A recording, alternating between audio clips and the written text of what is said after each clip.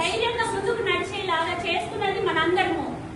ఈ సభలో ప్రతి ఒక్కరూ నాకు అన్నదమ్ములతోనే సమానంగా నేను భావిస్తున్నాను.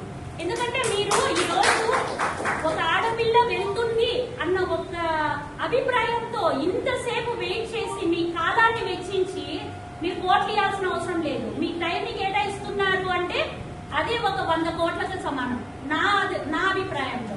సో ఈ సమయాన్ని కేటాయించి తనని తోబుట్టుగా చూసుకొని ఈ రోజు మీ ఆశీస్సులు తనతో పంపిస్తున్నారు చూడండి. మీకు అందరికీ హ్యాట్స్ ఆఫ్. మన అందరి తరఫున రజితకి ఇప్పుడు మీరు అన్నారే డైరెక్టర్ పదవి ఇంకొకటి కాదు. నేనేం చెప్పాను, వజ్రం ఎక్కడైనా పేడవే అయింది, వజ్రం వజ్రంగానే మెలగాల. ఇక్కడ అనంతపూర్ డిస్ట్రిక్ట్ లో ఆడపిల్ల అంటే ప్రతి ఒక్క ఆడపిల్లకి వజ్ర కొల్లూరు వజ్రమే. సో ఇక్కడ ఆడపిల్లగా వెళ్ళట్లేదు, వజ్రంగా వెళ్తుంది. మనకి ఎందుకు ఇంకా బాధ?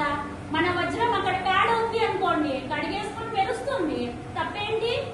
ఆ ధైర్యం మనం ఇస్తున్నాం, మన ఆశీర్వాదాలతో ఇస్తున్నాం. సో ఇంతమంది అభిమానాన్ని చొర తీసుకొని తండ్రిగా ఆయన ఏదన్నా డిపార్ట్మెంట్ లో డౌట్ వస్తే తండ్రిగా ఆయన, ఇండైరెక్ట్ గా విజయ్ కుమార్ సార్ ఆయన మరో తండ్రి రజితకి, నాకు కూడా. సో వీళ్ళందరి ఆశీస్సులతో ఈ రోజు మన రజిత ఏడుస్తూ వెళ్ళకూడదు, ఒక సంతోషంతో ఇంతమంది తోబుట్టుల్ని, ఇంతమంది ఫ్రెండ్స్ ని, ఇంతమంది తల్లిదండ్రుల్ని, ఇంతమంది శ్రేయోభిలాషుల్ని, అభిమానుల్ని తీసుకొని వెళ్తున్నందుకు రజిత అదృష్టవంతురాలుగా నేను ఫీల్ అవుతున్నా. మరి కొత్తగా ఈయన వచ్చారు, ఆడపిల్లని కాదు, ఈయన కూడా మనం ఏ విధంగా మెచ్చుకొని తల మీద పెట్టుకుంటామో మన అభిమానంతో ఆయన వెళ్లిపోయేటప్పుడు ఇలాంటి సభ ఏర్పాటు చేసి మళ్ళీ ఆయన కూడా మనకి ఇలాంటి ట్రీట్ ఇవ్వాలని కోరుకుంటున్నాం. మన అభిమానం అలాంటి